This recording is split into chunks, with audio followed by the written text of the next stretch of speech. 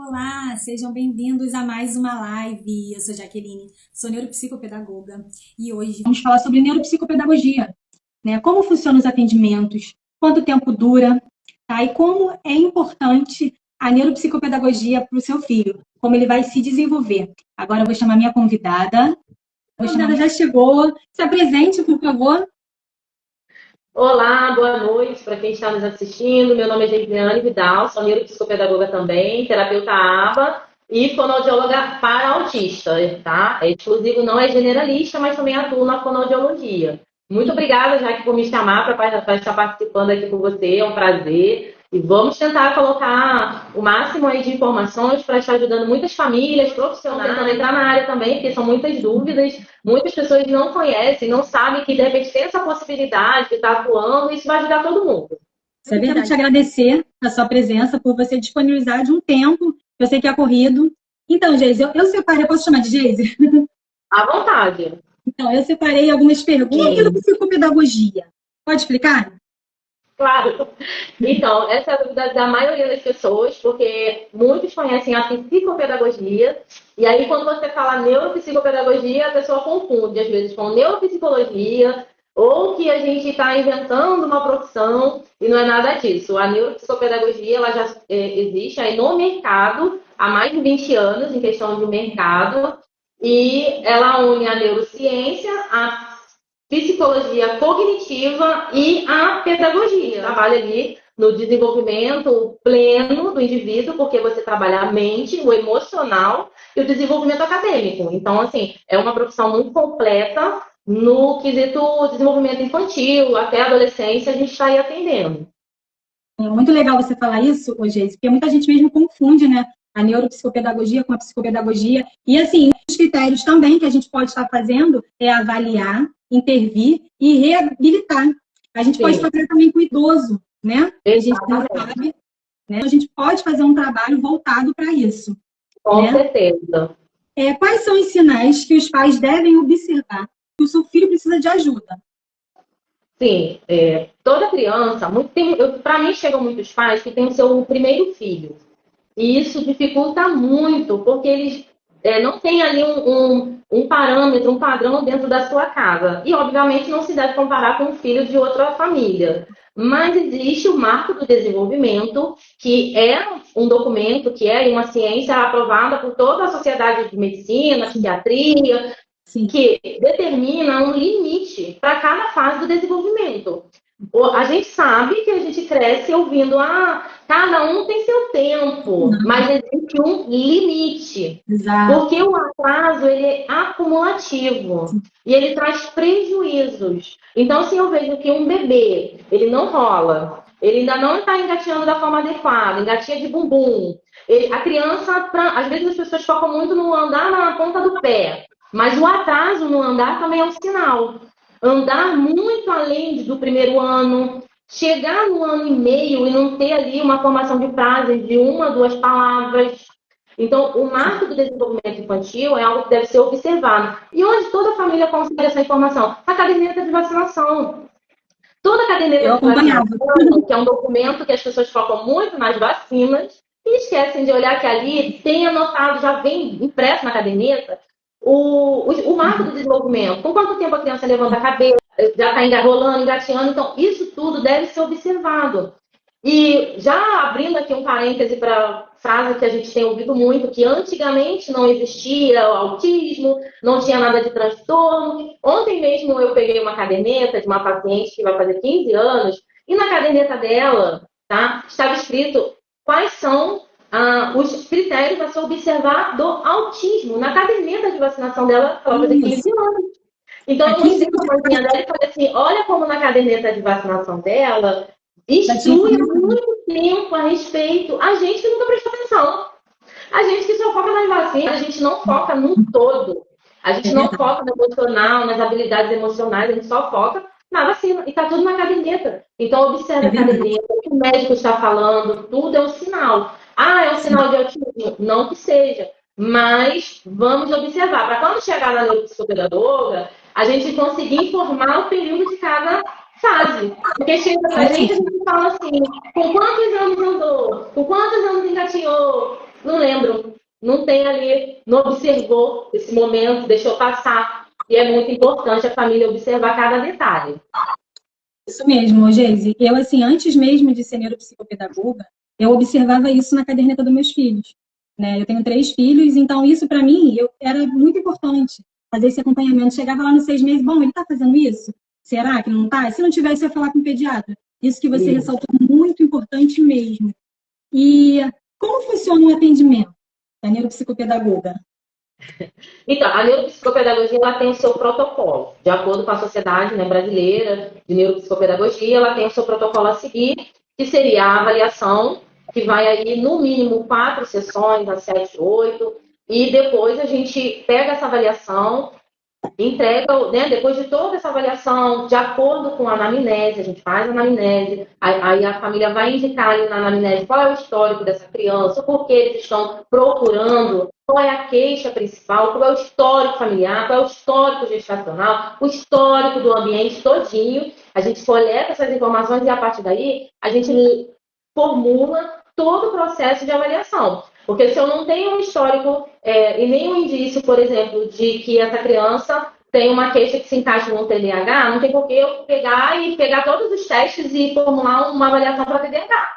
Porque a própria família já traz ali a queixa, quais são os prejuízos, as dificuldades, e ali a gente formula toda a avaliação personalizada, que é de acordo com a necessidade daquele paciente. Passando isso, a gente traz a devolutiva e já vem com um plano de intervenção. Na devolutiva já traz o plano de intervenção do que vai ser feito e essa hipótese diagnóstica, né, o nosso laudo técnico ali, a gente já deixa bem específico que é para a entrega no neurologista ou neuropediatra, é para a leitura deles. Ah, gente, mas o neuropsicólogo também não faz? O neuropsicólogo, ele faz, ele tem essa capacidade de fazer. Só que a demanda é muito maior, a fila é maior, o custo é maior. Eu falo muito sincero com as minhas famílias. O custo é maior, o tempo que vai levar para o resultado é maior, porque eles têm que seguir um protocolo diferente do nosso. Sim. Eles têm que seguir o protocolo da psicologia lá, né, do conselho deles. Então, é mais demorado. Ah, e qual a diferença? Porque a diferença é que, passando pelo neuropsicopedagogo,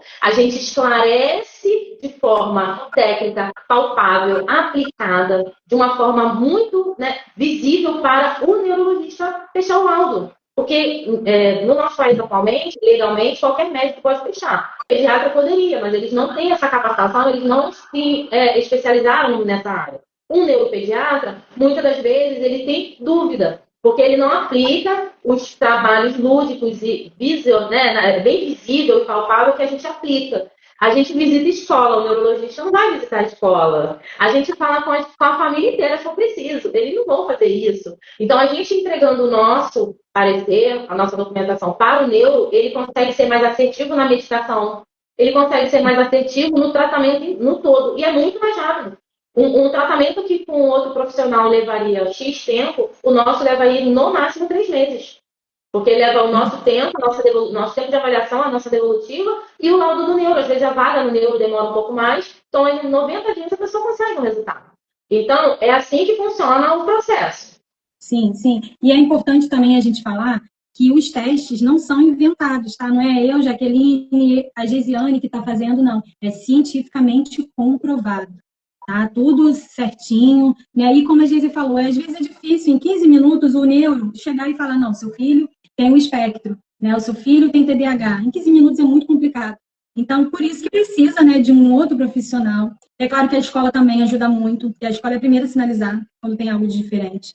A família, de uma certa forma, também, né, tem aquela desconfiança, só que muitas não aceitam, né, mas quando tem a ajuda da escola, isso deixa um pouco bem claro, né, para a família, e ela, assim, pode procurar a gente para a gente fazer esse tipo de avaliação.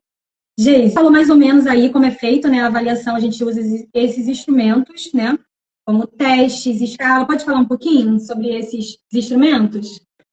Sim, nós utilizamos escalas que não são exclusivas, né, não são limitadas a psicólogos, elas não têm nenhuma né, esqueci a palavra agora, não são restritivas, lembrei. Não Sim. São restritas, né, a psicólogos, é livre para profissionais como a gente, são escalas validadas, escalas Inclusive, que a gente faz também a avaliação neuropsicológica, né?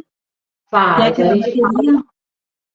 a gente faz essa avaliação e A gente utiliza atividades lúdicas. Ah, o que seria lúdico? É brincadeira. E por muitas das vezes as famílias acham que porque as crianças estão brincando, a gente não está avaliando. Mas é numa brincadeira que a gente percebe se a criança tem uma capacidade de resolução do problema, se a criança tem a capacidade de encontrar uma solução para determinada atividade, se ela tem a construção visoespacial, se ela tem habilidade motora, se ela consegue ter uma audição ativa e corresponder, manter uma atenção, sustentar a atenção, é por meio da brincadeira. Se a gente colocar aqui uma criança só para ficar em atividades similares à escola e acadêmica, a gente não consegue extrair essa informação. Então, são atividades lúdicas, algumas entrevistas específicas e diretivas à família, né? Então, assim, a família a gente aprofunda um pouco mais, aplica alguns questionários também, a família, questionários que não foram inventados por mim, questionários que não foram inventados pela Jaque, são questionários dentro do protocolo da neuropsicopedagogia que não são restritivos aos psicólogos, não é exclusivo deles. Então, como profissionais, nós podemos usar.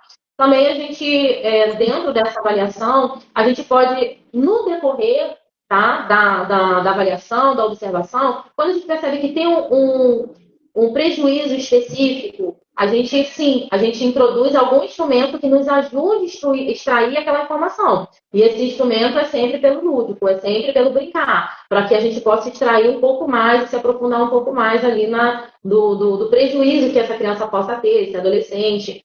Como é neuropsicopedagogia, a gente também trata ali o emocional. Então, eu costumo passar para as famílias um relatório emocional que eles registram para mim, no mínimo, por uma semana, para que eu também possa avaliar esse emocional no dia a dia. Então, registram esse emocional de manhã, de tarde, de noite, antes de ir para a escola. Tem toda ali uma dinâmica para a família preencher. E a família devolve para mim, traz esse resultado do registro emocional, que por muitas das vezes é da onde eu descubro ali, consigo extrair a informação, por exemplo, do TOD. Porque uma criança que tem um TOD, a gente precisa ter uma determinada frequência, a gente precisa ter ali uma determinada intensidade para ter certeza que é um TOD. Como eu vou saber se eu não passo 24 horas com a criança, né? Então, ali eu aplico esse instrumento, esse é um instrumento da psicopedagogia, que nos ajuda a ter esse relatório diário de emoções. Então, assim, são tudo embasamento científico, tudo dentro do manual diagnóstico de transtornos mentais. A gente não inventa nada. É isso aí. Geise, você falou sobre o lúdico, né? Eu queria que você falasse um pouquinho da intervenção, porque a gente usa muito lúdico nas intervenções, né? Sim, a intervenção, após a avaliação, ali eu vou ter todo o norte, ali que eu vou ter conhecimento daquela criança, ali que eu já vou ter acolhido, já vou ter criado conexão, né? Então, raramente não continua a intervenção, porque quando a gente está finalizando a avaliação, já, de certa forma, entra ali uma mudança. É observado já uma mudança por parte da família só na avaliação. Então, é difícil não manter a intervenção, porque a família já começa a ver uma diferença e um resultado. Porque na avaliação a gente já vai fazendo umas trocas na avaliação, né? De dicas, de orientações. Então, quando chega na intervenção, a gente dá continuidade e a gente utiliza, assim, muito lúdico, a gente utiliza as preferências da criança, evitando o excesso de hiperfoco, que às vezes a criança, ela gosta muito de pipa, gosta muito de carro, gosta muito do Homem-Aranha, mas se a gente focar 100% em tudo de Homem-Aranha, a gente acaba reforçando o comportamento, a gente acaba reforçando o hiperfoco e a criança não consegue desenvolver um olhar para outras coisas, outros aprendizados, ter prazer em outras áreas da vida, a não ser, por exemplo, o Homem-Aranha, ele é um desenho, ele é inspirado no HQ. Então, geralmente, quem gosta do filme do Homem-Aranha, gosta da HQ do Homem-Aranha, do boneco do Homem-Aranha. Então, fica tudo muito focado em torno do mundo Marvel em si. Às vezes nem gosta da DC, lá onde tem o Batman, o Superman, só fica na Marvel, só gosta de Marvel. Só que aí a criança não consegue ter um olhar para outras coisas. E isso não é. A gente fala da criança a respeito do hiperfoco num desenho específico, numa categoria específica, mas isso leva-se para a vida toda, porque o hiperfoco ele muda. Então, quando mudar na adolescência, quando mudar na vida adulta, vai ter um hiperfoco e não vai conseguir desenvolver outras atividades porque não sai daquilo. Então, a gente trabalha com preferências, com esse cuidado de não estar no excesso de hiperfoco. A gente trabalha com a intervenção, trabalhando, diminuindo ali os prejuízos, corrigindo, né? Vamos colocar assim, fazendo uma manutenção do que de verdade é bom, do que de verdade já está bom, a gente vai potencializando, vai mantendo, mas aquilo que precisa ser extinto também a gente vai corrigindo, a gente vai tirando o reforço para fazer a extinção. E com relação ao cognitivo, ao emocional, também a gente trabalha com técnicas científicas aprovadas, né? A gente trabalha ali com quebra-cabeça, com blocos de montar. Ah, mas são brinquedos. São brinquedos que, como eu falei, estimulam a criatividade, estimulam o lúdico, o abstrato. A criança que precisa ter uma maior habilidade como ouvinte, né? O TDAH tem muito isso também, que precisa ter mais atenção como ouvinte, sustentar a atenção, porque nem tudo é tela, gente. Então, às vezes, a criança tem prazer, né? Mesmo, mas meu filho não fica muito tempo, eu controlo. Mas é mais prazeroso para um TDAH hiperativo, é mais prazeroso a tela. Sempre vai ser, e sempre vai competir com uma leitura, sempre vai competir com algo mais, que para eles é mais entediante. Então, a gente trabalha esse prejuízo para que ele aprenda a esperar, troca de turnos, já espera, agora é minha vez, a sua vez, isso tudo a gente vai trabalhando. E quando se vê, aí eu faço plano normalmente de 6 meses, quando se vê a evolução é indescritível, graças a Deus. Graças a Deus, é isso mesmo, Geise. A frequência e a duração dos atendimentos. Quanto tempo, mais ou menos, a pessoa fica fazendo avaliação, a duração desse atendimento? Você pode falar também? Sim, então, a avaliação vai variar, tá? De 4 a 7 consultas, aí de no máximo 50 minutos, tá bom? Depende da idade, porque tem idade que só sustenta 25 minutos de atenção, não adianta oferecer durar 50 minutos É verdade. e a criança acabar tendo aí um desmaio, porque ela ainda está em avaliação. E aí ela acaba desregulando, ficando enjoada. Então é de 25 no máximo 50 minutos e dura de 4 a 7 sessões. Por que pode ser menos? Porque quando a criança é mais velha, por exemplo, acima de 10 anos, 11 anos, que tem um intelectual preservado, que as questões são comportamentais, as questões são aí a suspeita de uma desatenção, foco, eles conseguem dar uma resposta mais rápida. Então, eles conseguem dar logo um retorno com relação à nossa observação, os testes. Mas uma criança menor, a gente leva um pouco mais de tempo, que a gente reduz um pouco a sessão, porque ela não suporta, né? Ela não tem essa habilidade de manter a atenção por tanto tempo, então a gente estende a sessão, a quantidade de sessão. E a gente faz dessa forma. Tá ótimo. E assim, você falou aqui pra gente que já teve muitas melhoras, né? Que a família, né, acaba querendo, né, fazer logo a intervenção com você, porque viu o resultado. Você pode contar uma história pra gente? Sim, sim. Eu tenho 2 casos bem específicos, porque sempre é comentado, né? Um é uma criança que veio para mim com 2 anos e meio e ele tinha dificuldade quase não verbal. Quase não verbal. Era muito limitada e a comunicação dele muito prejudicada. E por conta disso, ele com 2 anos e meio, ele não sabia se comunicar com a família, tudo era pelo grito. Por quê? Ele gritava, tinha a resposta que ele queria. Então ele berrava, tinha a resposta que ele queria. Ele esperneava, tinha a resposta que ele queria. Não tinha uma comunicação adequada para a idade. E aí ele já tinha passado até por outro profissional, tinha tido diagnóstico já do autismo, mas a família queria uma segunda opinião. E aí eu nem sabia que ele tinha já passado por outro profissional, mas acabou que o meu resultado foi o mesmo. E aí, quando ela falou, a mãe, né, falou comigo, não, o outro profissional também já tinha, neuropsicólogo até, já tinha dado o mesmo resultado, só não tinha dado o grau. Eu falei, não, o grau dele pela idade é o 2, porque ele é quase um não verbal. Então, você leva no neuro e o neuro vai fechar o laudo para você. Logo em seguida, eles retornaram e vai fazer 1 ano já que ele está comigo. E nesse período, eu não tinha ainda fono-TEA. Então, eu não fazia fono dele. Mas quando eu me formei em fono-TEA, eu fiz a proposta. Olha, eu estou formada ali, você tem interesse em ficar só comigo? Aí a mãe escolheu ficar só comigo e tirou ele lá da outra fono. Foi uma briga. A outra fono ficou meio assustada, ele ficou 1 mês com a outra e veio para mim. Então, quando veio para mim, foi um desafio muito grande, porque foi meu primeiro paciente com a TEA, mas eu já estava alguns meses com ele como neuro-PP. Então, eu já conhecia as preferências, eu já sabia lidar com ele, já conhecia quais eram os gatilhos dele, já estava bem habituado. Eu falei, então eu vou trabalhar com ele. E para uma criança que as palavras eram bem monossilábicas, muito monossilábicas, de 2 anos e meio, hoje em dia, a mãe às vezes me manda vídeo, né? Vai fazer 1 ano em julho que ele está comigo. E a mãe me manda vídeo dele falando na escola, conversando, reclamando que a mãe não foi buscar ele, quem foi outra pessoa. E quando ele fala comigo, ele troca a conversa, eu pergunto. Então, assim, não tem preço. Isso é uma coisa maravilhosa. Sem contar que aprendeu a esperar, aprendeu a comer sentado, sem ficar rodopiando. Aquela criança hiperativa, né, que além do TEA já tinha hiperatividade. E aquela criança que come andando tudo, batendo pé, fazendo tudo, então tudo isso foi treinado. O desfralde foi comigo, o desfralde de fralda, tudo foi comigo. Então, para mim, foi um prazer muito grande o desenvolvimento de uma criança nível 2 que está caminhando para o 1 aí, graças a Deus, porque está evoluindo.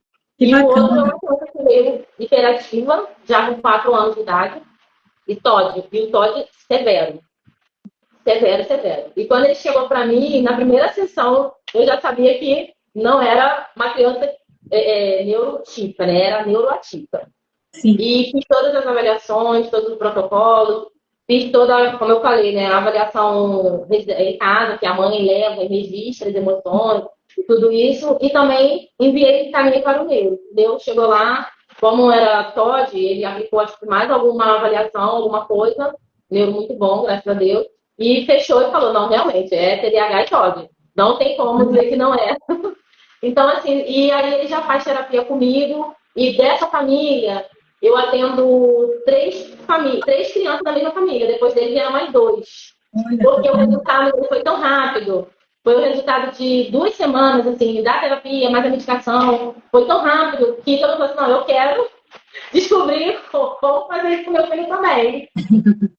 Eu quero saber que milagre é esse. Porque todo mundo fala, nossa, mas o fulano, como conseguiu? Eu falei, gente, a medicação e terapia, uma coisa anda ao lado da outra, né? E aí eu trabalho com ele aqui, a NeuroPP, a aba, psicomotricidade também está dentro da NeuroPP. Estou trabalhando tudo que a gente traz de conhecimento da NeuroPP, né, que é a movimentação, que é o espaço, né, global, esse controle que eles precisam, do impulso, né, tudo isso a gente vai trabalhando. Então, assim, ele está comigo tem 2... Não, na terapia mesmo, ele está comigo vai fazer 2 meses ainda, esse do TOD. Mas mesmo assim, com 2 meses, já vieram pessoas da outra família fazer avaliação, se eu ficar para terapia, eu falou, não, eu quero saber que milagre é esse. Mas é a ciência, gente, a gente não inventa, vou repetir, a gente não inventa. É ciência, a gente trabalha com a ciência. É verdade. E é muito legal você falar isso, porque as famílias elas ficam maravilhadas, mas a gente também, com o resultado, né? Porque a gente trabalha para isso. Né? E é muito gratificante para a gente também, quando a gente vê a evolução do nosso paciente, né? Geise, quando procurar um neuropsicopedagogo? Então, geralmente, tá? Quando não se tem ali, eu não observei, não vi que meu filho estava com atraso, não observei que na infância ele demorou a falar, que ele demorou, que às vezes, hoje tem 8 anos, fala, mas demorou, tiveram atrasos, e como é que está na escola? Vai refletir na escola, não tem como. Então, se está em idade escolar, está na educação infantil, não consegue acompanhar as outras crianças, não só no aprendizado, não se limite ao aprendizado, porque tudo é aprendizado. Aprendizado não é só a vida acadêmica. Aprendizado não é só aprender a ler e escrever. O aprendizado é tudo, é comportamento, habilidade emocional, habilidade social, tudo tem que se aprender para ter uma qualidade de vida plena. A gente, como NeuroPP, a gente preza pela qualidade de vida do ser humano. Sim. Tem que ter qualidade de vida. Se tem um prejuízo, a partir do momento que está tendo uma dificuldade que já botou lá na explicadora, já tentou, já fez, já levou no pediatra, já fez exame de audição, de audiometria, não é surdo, mas parece que não ouve a gente. Já fez exame oftalmológico, mas também não é problema de visão. Parece que tem uma preguiça que arrasta, não é? Porque quanto mais dificuldade essas crianças têm e não é trabalhada de forma adequada, qual é o estilo de aprendizagem dessa criança? Quando ela aprende o que funciona para ela, vai se arrastando, ela vai ficando desestimulada e ela perde interesse também na escola. Sim. Então, quando procurar ao menor sinal de diferença, de que tem alguma coisa diferente, uma coisa ficando para trás, uma habilidade, procure uma orientação. Pode não ser nada. A gente sempre, eu mesmo no meu Instagram, eu posto muito. Dicas. São dicas que vão te ajudar a finalizar, mas essas dicas não é tudo. Existem os testes, existem os protocolos, tem que seguir, mas essas dicas ajudam as famílias a sinalizar. Olha, que está dizendo que uma pessoa com TDAH, ela tem determinada característica. Eu vou investigar Eu já recebi já que pacientes que não tinham nada, tá? Nem todos que me procuram têm, gente. Tem pessoas que me procuraram que eram problemas familiares, tem criança que me procurou que era uma falta de atividade física. Era só levar para fazer uma atividade física. Botou no judô, a criança ficou maravilhosa. Tá vendo? Questão de ter uma conversa, conhecer a própria criança. Às vezes os pais muito ocupados, a vida corrida, não estavam conseguindo entender só a criança, o que a criança estava precisando, qual era o pensamento da criança. Nem sempre tem um transtorno, mas é melhor saber. O autoconhecimento é tudo. É Sim, claro. importantíssimo. Muito Sim. importante. É muito importante a gente procurar um profissional justamente para isso que você está falando. Às vezes, não nem tudo é TDAH, nem tudo é autismo.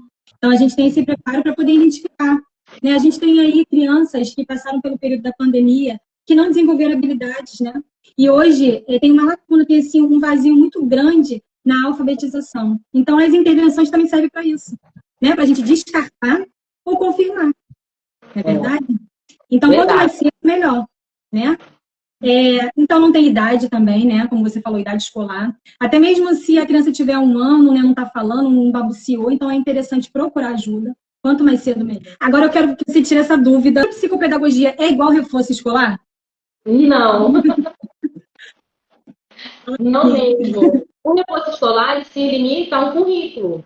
Sim. O currículo daquela escola que a criança está inserida, naquele contexto. Então, simplesmente, quem faz reforço escolar vai pegar aquele currículo da fase que a criança está inserida, vai se basear na BNCC, qual é o tipo de conteúdo que aquela criança já tem que ter, qual o conhecimento, e fica limitado ali. É isso, a vida acadêmica, a vida escolar.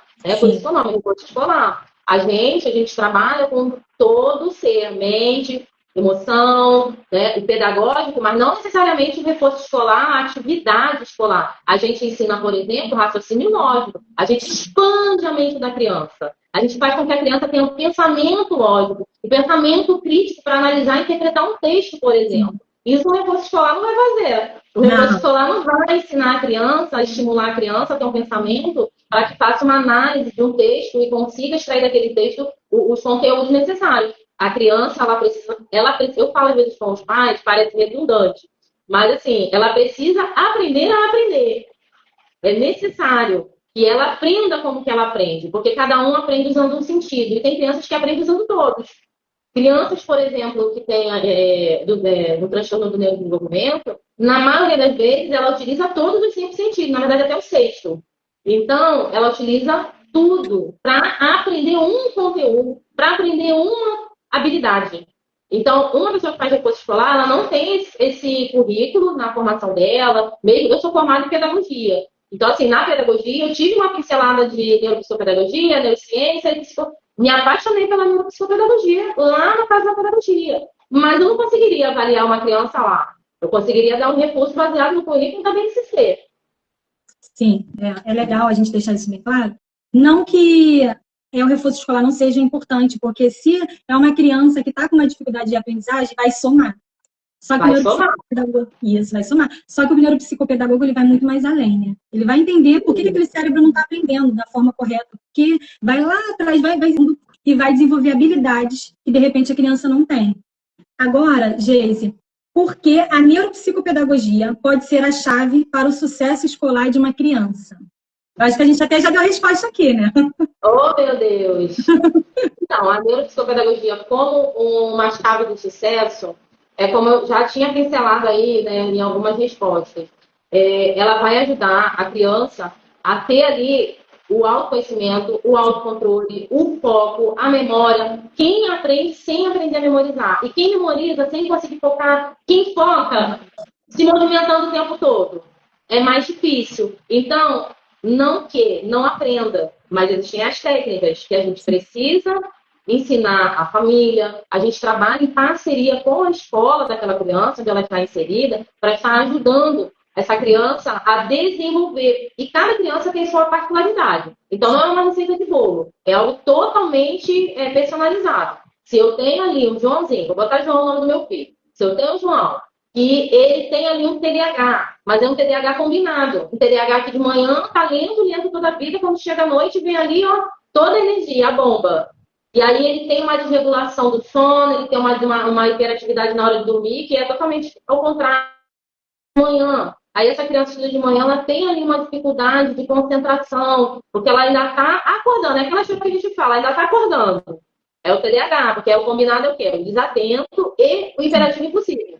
Ora está desatento, ora está imperativo impossível. Então, se eu sei, por exemplo, a minha criança tem um TDAH, já fiz a avaliação, já passei pela JAD, já passei pela GEISE, fiz a avaliação, sei que ele tem um TDAH, por exemplo, desatento ou até um combinado, eu não vou colocar meu filho para estudar de manhã. Claro que não. Porque ele não vai conseguir absorver. Porque ele está com toda a energia dele da parte da tarde da noite.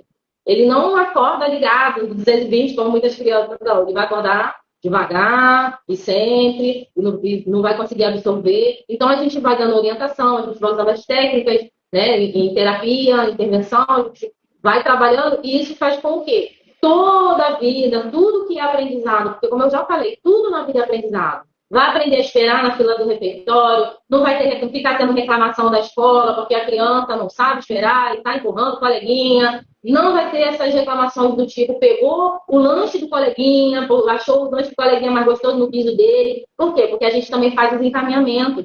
Se tiver seletividade alimentar, a gente faz os encaminhamentos para o nutricionista, e ali o nutricionista vai trabalhar com a seletividade alimentar. Eu tenho uma paciente que ela tem uma seletividade alimentar que ela não comia